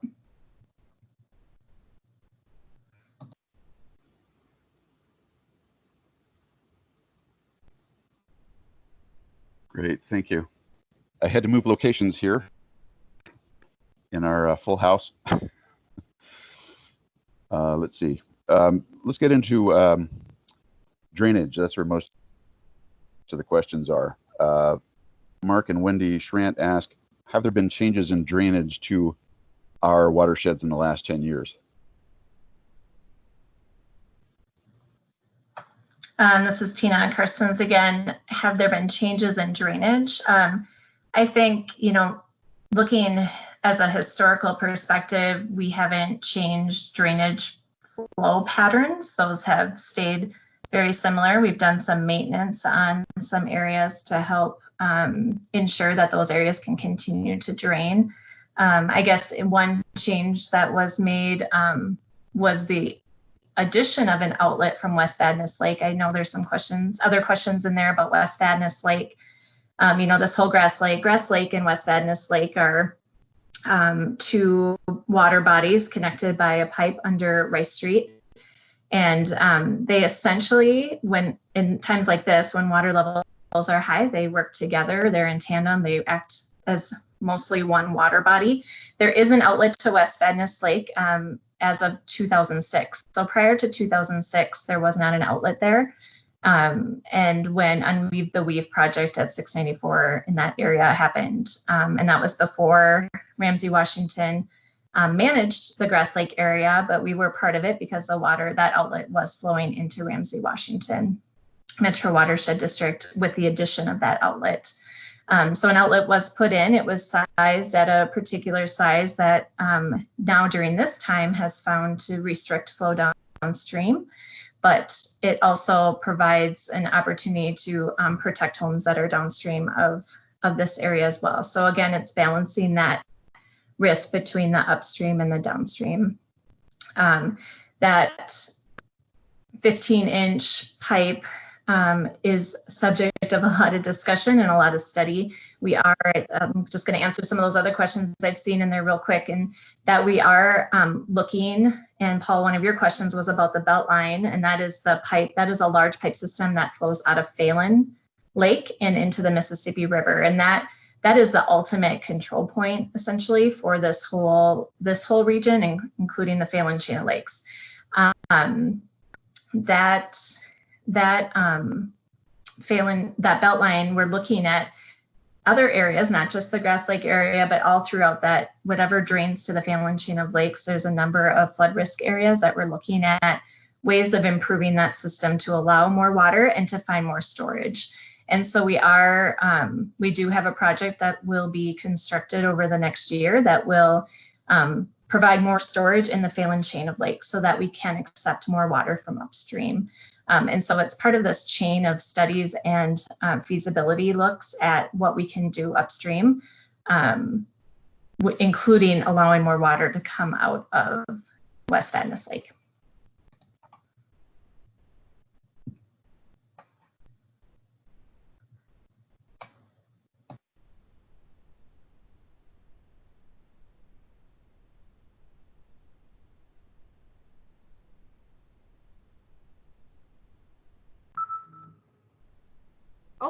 Paul just lost his Wi-Fi, so I'm going to jump in. And maybe this is another question for you, Tina, about Snail Lake. And can you say more about what it means to be landlocked? How might that change, and how did it become that way? Yeah, so Snail Lake hasn't had an outlet since we've been managing that system. So I don't know if City of Shoreview might want to jump into to provide some historical context, but as far as I understand in that system, there is not a normal water outlet, which means that there's not an outlet on that lake that can help keep it at a more constant lower elevation or normal elevation. Many of you have referenced the augmentation, so you're aware that there was some work done for Snail to bring water to Snail in times of low water. I'm not aware of the mention of the overflow being planned for during that project. Again, the City of Shoreview would be the best to answer that question, but it doesn't have a normal water outlet, but it does have a place where it can go if it reaches a higher elevation. And I think somebody had asked about that elevation as well. And so I pulled that up. If I can find my answer here, sorry.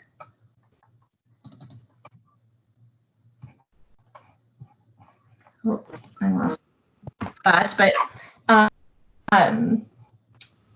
other than that, I'm not aware of changes to that overflow system in the time that we've been part of that area. I don't know, Mark, do you have anything to add? No, the only known outlet for Snail Lake that anyone here is aware of is the pipe that goes through the Ramsey County parking lot and drains to that low area to the south and east of Snail Lake Boulevard. But that's the only outlet that I've ever known existed for the lake.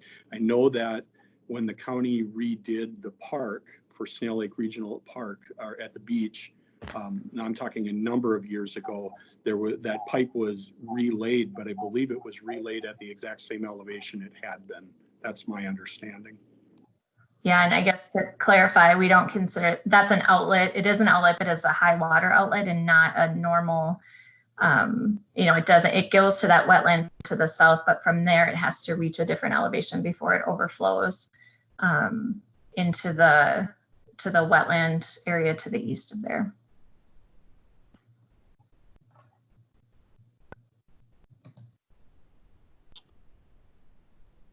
Commissioner, I'm connected up again if you wanted me to go on the other questions. Please. Sorry, my Wi-Fi failed there. And if this is a duplicate question, please let me know. Renee asked, by our best estimation, due to an errant culvert, in quotes, a minimum of 20 million cubic feet of water left Grass Lake into the landlocked area July 2017 to March 2018. Is there any effort to remove or to move equivalent water back south to see positive impact on groundwater or surface water issues in the area? I can address that. This is Tina again. If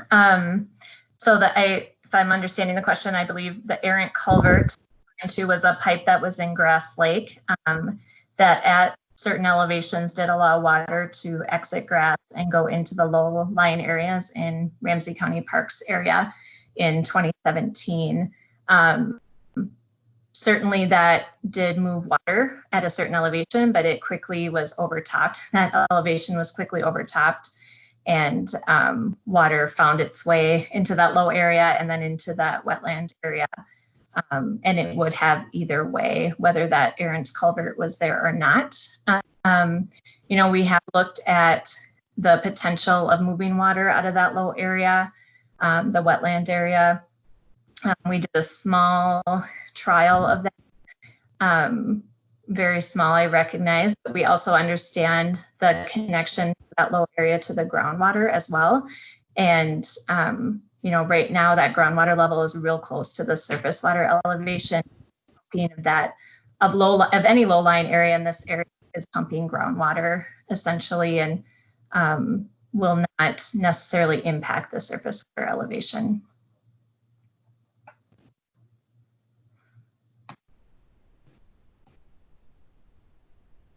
Okay, let's see. Mark and Wendy Schran ask, can you tell us whether there are any class action lawsuits in the works related to the destruction of property on Snail Lake due to reworking the lake's drainage without resident input?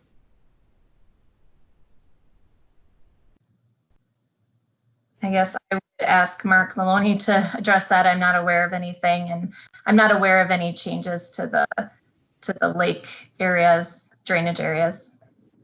This is Mark from Shoreview. I'm not aware of anybody litigating that would involve the city of Shoreview.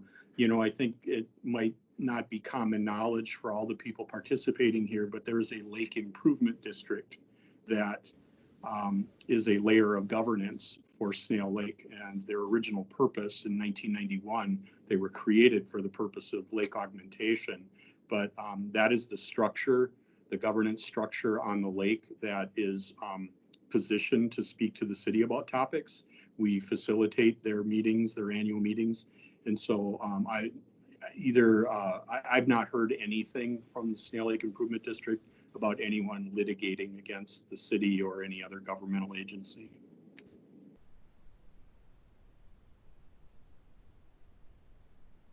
Thanks, Mark. You touched on another question that came up, and so the interest of time, I'm going to keep moving. Matt Gray, and then I had a question too, very similar, just going downstream.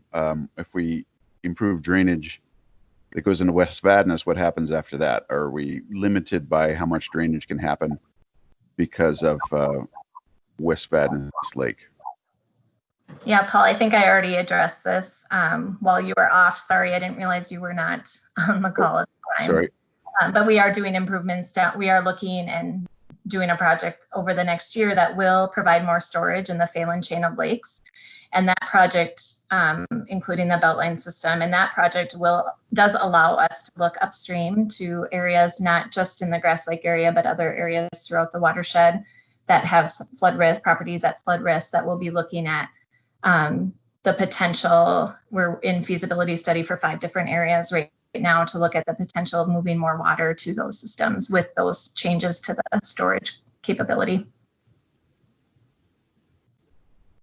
Great. I have one question, it's rather long, but it's about seepage rate of, according to the Snail Lake augmentation study. And I think that has to do with interaction with groundwater, or I don't know if you see this question. It seems like the seepage has slowed, according to the question. That's definitely true. That would be true for grass as well. So grass, snail, the wetland area between them, Suzanne Pond, all of those areas when groundwater was lower would be able to seep in. Those lake systems and surface water systems are able to seep into the ground. When groundwater is as high as it is now, and I saw somebody just asked about if groundwater is equally high in all areas.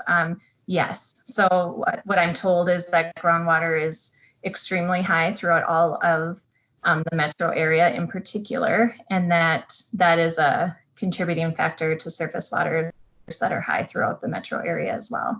And so when that groundwater is high, there's just not room for that surface water to seep into the ground. Essentially, that groundwater becomes and that surface water elevation become real similar.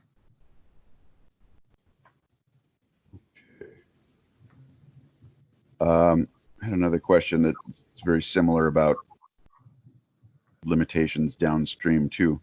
Someone asked a question actually about getting a water quality test at the residence, and I'm not sure if that means a surface water quality test for, say, a lake behind their house, or their public water supply that's coming out of their faucet, or a private well. Ramsey County Environmental Health is probably a good resource for that, but I don't know if anybody has a response for that. Yes, this is Tina again. I think it depends, like you said, on what kind of tests they're looking for. We do, as a watershed, do water quality monitoring on our major lake systems. We actually cooperate with Ramsey County on doing that work. So that is something that we have data and information for if they're looking for that in particular, or if they're looking at a specific water body, we can talk about that if they want to send me a message offline. Okay. Scott asked, what are the current rules for lakeshore improvements on Snail? Permits from the city, county, and DNR, or who?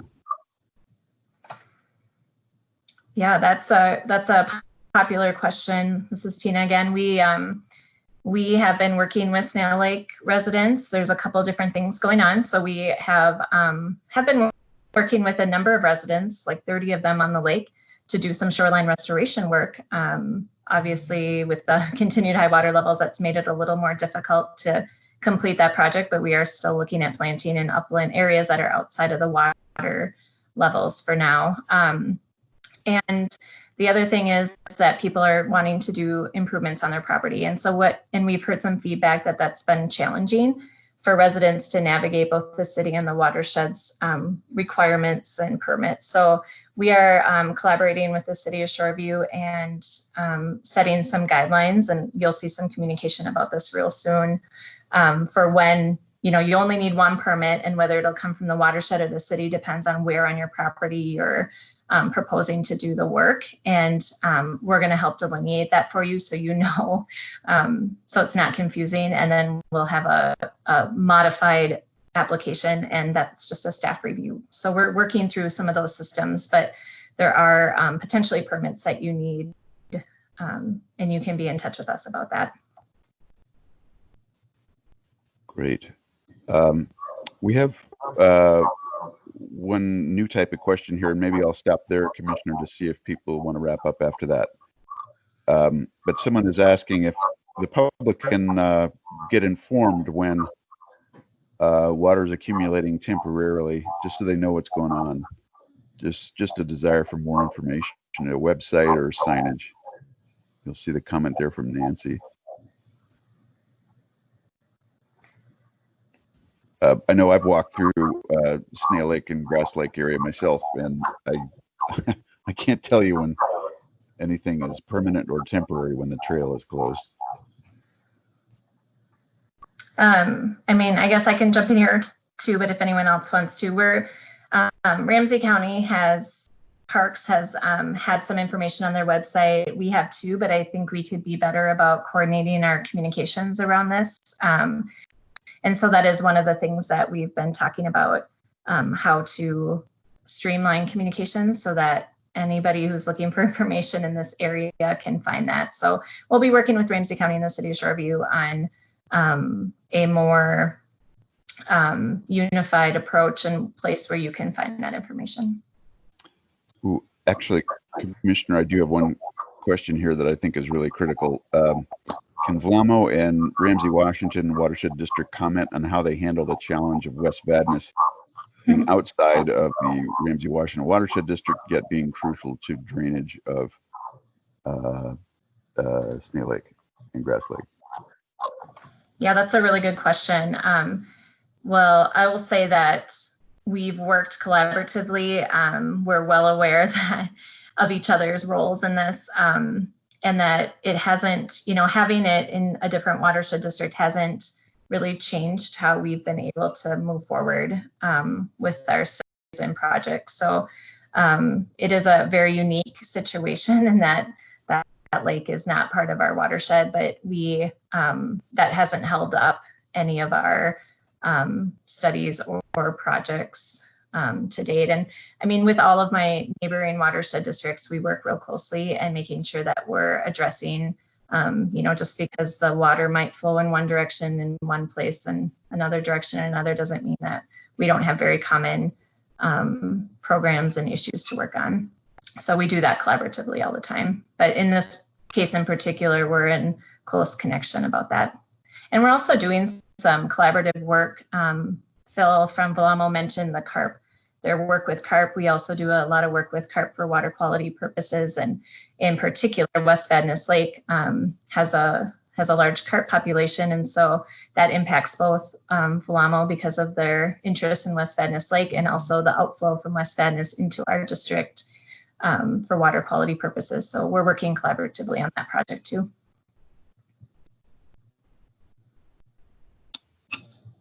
Commissioner, just one final comment from somebody. They wouldn't mind having a follow-up, another virtual meeting to keep posted for Q&A.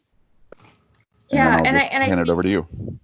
Yeah, there are definitely some questions here we didn't have time to get to and some details. So we'll be pulling out questions as well and moving something around to try to get some responses on them, and also able to follow up with some of the questions that we couldn't fully respond to, like the DNR question about anything they're doing proactively to address climate change. So we'll work on both documenting the answers that were given here and getting some follow-up and some more robust answers to questions. There's a good question about trees in here. And I know I've got a partial answer from that council from a couple weeks ago, but we can follow up on it more specifically as well.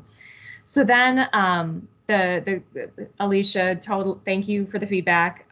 Obviously this structure was planned for an in-person, and the moderating Q&A over chat boxes is challenging. So we will definitely look at a follow-up. So my question to you is, one, we'll be able to, if you are on the email listserv, send out a survey for folks who were able to attend and ask for that feedback on, when do you want us to come back?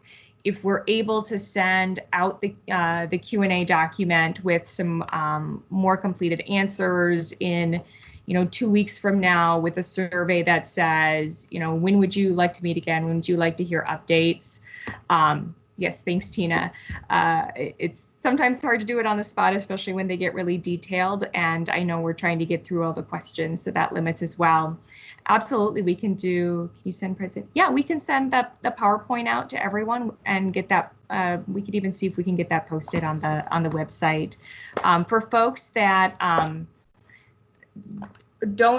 on the listserv, maybe you heard about it from a neighbor or a friend. Sorry, Sheena, I'm putting your email in there, but you can email Sheena and she'll add you to our mailing list. And we do send out just other general county updates about what's going on in the community, but we've also been sending specific messaging about these meetings to folks on that list. So feel free to reach out to Sheena, or to just go to ramseycounty.us/district1 and sign up there. But we will get this put together. Just know that time right now, it's hard to predict one day to the next, so it's not going to happen immediately, but in the next 2 weeks I think we can get this hammered out and get you that information, as well as a survey to get the feedback on what we can do better this time with the next meeting, and what sort of timeline you're looking at, and what additional information do you need. I know we had a lot of info this session, but part of that was to really establish that baseline of information, because I think there's a lot of complexity in the system. So making sure folks were aware of it, I thought would be helpful. So with that, thank you again to all of our presenters who made time for us here in the evening. Thank you so much with everything. For the lawsuit question. Okay, we will ask our attorneys as well, and if they've heard anything. But yes, we will follow up on these questions. We appreciate you coming and giving us 2 hours of your time to talk about water, and to share and to communicate. And we will be back if that's what the community consensus is. We're happy to come back. This is about being a bit more transparent and accountable to the community and what we're trying to do. So thank you all for keeping things really in the pathway moving forward and towards a closer understanding. I really appreciate it. Anyone else? Otherwise, we will wrap everything up here, right on time at 7 o'clock. All right, well, thank you.